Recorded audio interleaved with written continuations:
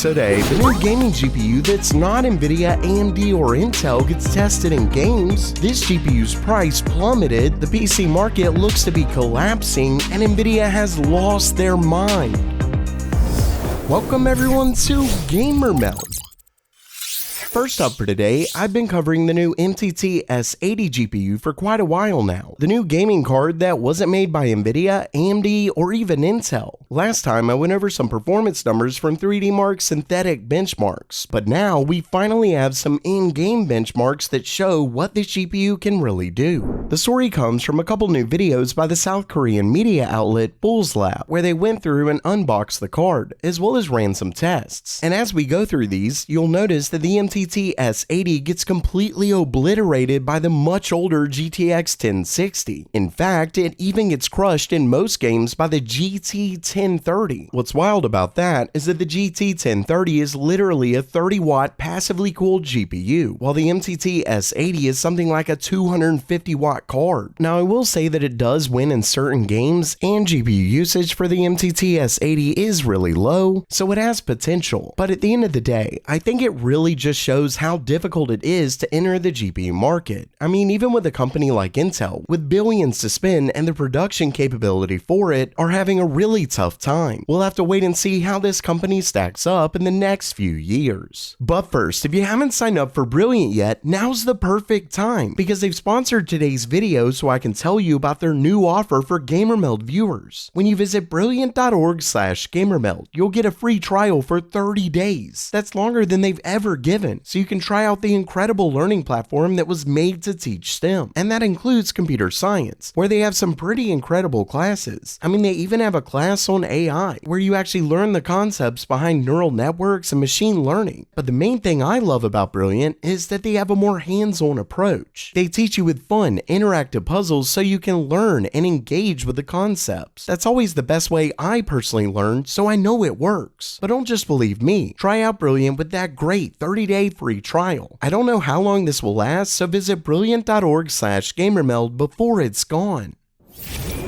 Next up for today, if you've been looking for a new GPU, you may want to be on the lookout for some incredible deals on Intel's Arc cards. For example, a shop in Japan recently announced a massive sale on Intel's Arc A750. Of course, Intel themselves announced a price cut a little while back, going from $289 to $249. But get this, the Japanese store announced a price of 19,800 yen, which is an unreal $150. That's right, we're talking $150 for a GPU that's right around an RX 6600. But it gets even better. That apparently includes a 10% value-added tax, so it would have been even cheaper in the US. Unfortunately, the store requires an in-store pickup only, so you have to live pretty close by. Plus, they've apparently already sold out, but regardless, this could be a sign of things to come, especially given how terrible things have been in the PC market.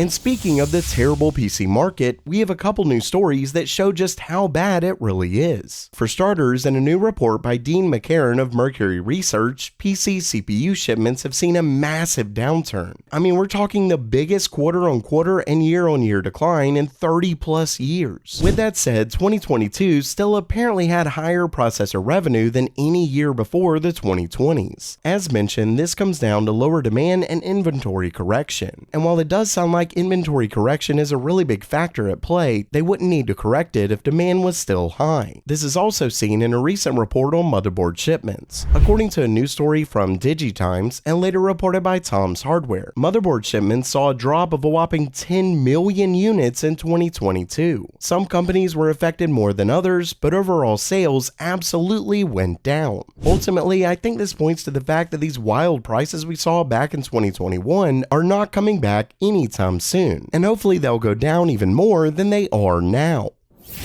And lastly for today, Nvidia has a major problem. Specifically, we're seeing more and more specs come out for Nvidia's upcoming GPUs, and they're flat looking worse and worse. This story comes from resident leaker Kobyte7 Kimmy, who shared specs for the upcoming RTX 4060 non-TI variant, and it just looks terrible. If you remember, not long ago, we heard from the same leaker that the 4060 Ti would be around a 3070 in terms of performance, and another leak from My Drivers claimed that it'll cost under under $500. Basically, not much of a difference from what we have now. There's since been a leak showing an 8106 GPU going back and forth with the 3070 Ti, so maybe the 4060 Ti will be a bit more powerful than we thought. Still, it's not exactly exciting. And this brings me back to the RTX 4060. According to Kopite7 Kimmy, the more mainstream card is built from an 8107 GPU and comes with 3072 CUDA cores. And this is my first issue. If this is right, the upcoming 4060 will literally have less cores than the 3060. And I mean, we're talking over 500 fewer cores. Sure, it'll likely have much higher clocks to make up for this, but it seems like the lower we get with Nvidia's newest cards, the worse value they seem to be. It's really like Nvidia went all in on the 4090 and just couldn't care less for anything below it. It's almost like they think as long as they can say they have the fastest gaming card, it doesn't matter how terrible their other cards are. I mean, look at this. Most cards get between 30 and 40% more cores than their lower model GPU, yet the 4090 has a whopping 68% more cores than the 4080. Of course, differences in clocks and memory can affect things, but there's a big drop off in performance as well. With that in mind, when we go back to the spec list, you can see that according to this, the 4060 is set to get 8GB of GDDR6 memory. 8GB. So not only would the 4060 get fewer cores than the 3060, but it'll have less memory. Sure, the 3060 now has an 8GB model, but it launched with 12GB. And if these specs look familiar, it's because they're essentially the same as the mobile 4060. Usually, the mobile variant is a very cut down version of the desktop model. And sure, the desktop model will likely get higher clocks and things like that, but this is just sad. Basically, the RTX 4060 looks like a terrible GPU, and further shows how terrible Nvidia's 40 cards are the lower you get. It's almost like Nvidia really wants to rely on DLSS 3 for this generation, which is probably why the company restricted the tech to only the RTX 40 series. I don't know, but this is just terrible.